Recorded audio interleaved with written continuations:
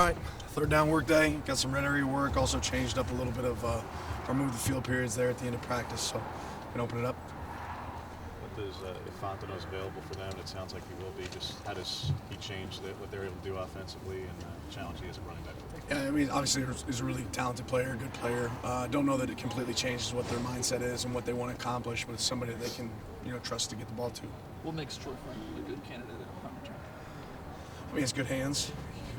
Usually good wideouts are good, are usually good punt returners. Doesn't mean that we'll necessarily use them there, but I always want to try to challenge our guys to do as much as possible. Is there a balance of maybe protecting one of your most talented guys and not putting him out there, maybe take shots? Is that the thing that goes into your minds when you're determining return guys? Yes. Which receivers are going to step up with the absence of Zeb McGee and injury to Chase Cota? We'll see. I mean, I think it'll be some of the same that we saw last week. You get to see more Delgado, get to see more of Thornton. But we have a good group there that's worked really hard. I think you'll see a lot of those guys be able to make a contribution to us. Does Troy move around a lot like he did with Chris, or is that just Chris's only?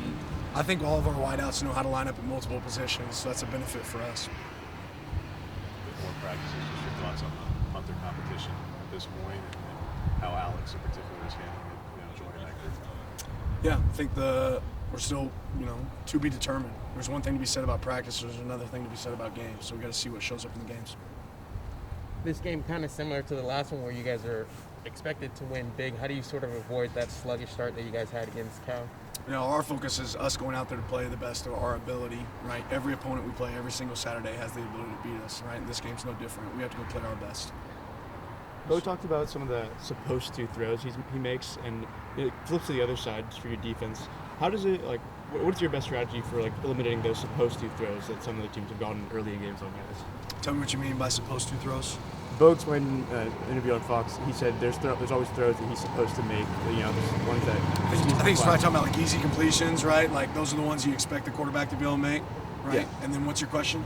I was saying, for your defense, what's the best way to eliminate some of the supposed to throws that other teams have made in early Well, sometimes, games? Defensively, you give up an easy completion to make sure you don't give up an explosive play, right? So I think a supposed to throw would be like a hitch to the field. Sometimes you're going to have free access, right? As a quarterback, you're taught to take that.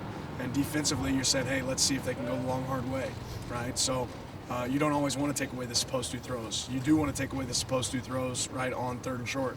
Right, so it's the element of what are you doing defensively and what are you willing to give up. How do you try to simulate who served as a 6'10" offensive line this week for you guys? Yeah, we didn't put anybody in stilts or anything like that. We just play with the same guys we've had. Obviously, they have some big guys up front, and that makes a difference. In the backfield, you've had a really even split. Have you seen that competition, particularly between Bucky and Noah, kind of grow over the season?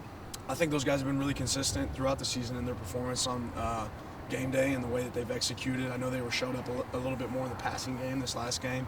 I think both of them can do a better job hitting their tracks. Really, the entire group there can do a better job of hitting their tracks as far as landmarks for our points on certain runs, and that's something they've attacked this week. Seems like Brian Addison's really improved the last month or so.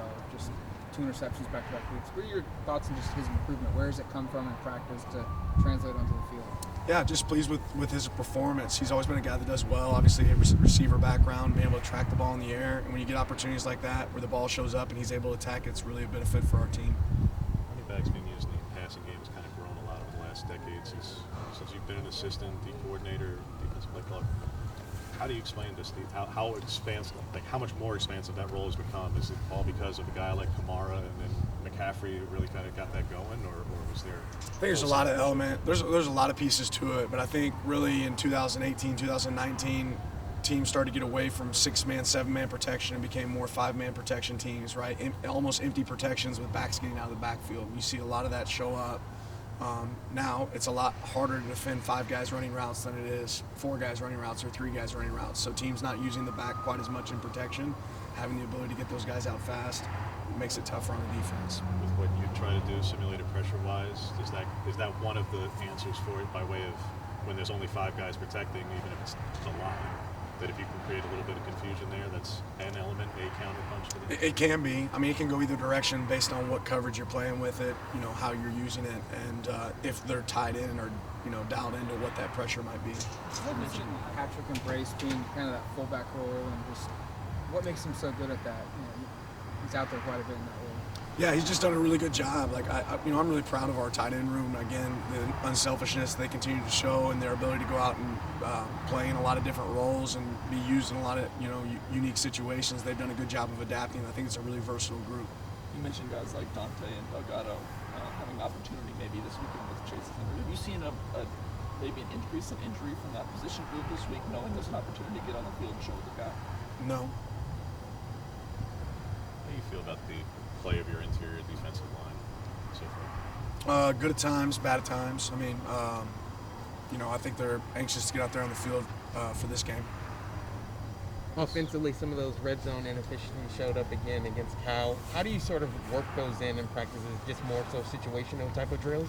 Yeah, we've done a couple things. I'm not going to elaborate on what we've done, but again, I've always talked about creating what happens in a game, making that happen up, a little bit more in practice. So we've had some pre-snap penalties. We've made some misreads at times.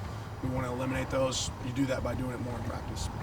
As JPJ to play, I think, all three positions for you guys. He's taking reps at center. He's obviously primarily a guard, and he's also lines up at tackle when you're in 14. So what allows him to be able to play all three? Yeah, he's done a good job. I mean, I think the guy's having a good understanding of really ultimately every front and the look, regardless of what position they're at, and be able to execute is a big piece of that. He's not the only person that can line up in multiple positions, right? We've been able to move other guys around as well, whether it be Ryan Walk, Sala. Each one of those guys, I think it's really a benefit for us if they can line up at multiple spots. All right, thanks, Coach. Appreciate it. Appreciate it.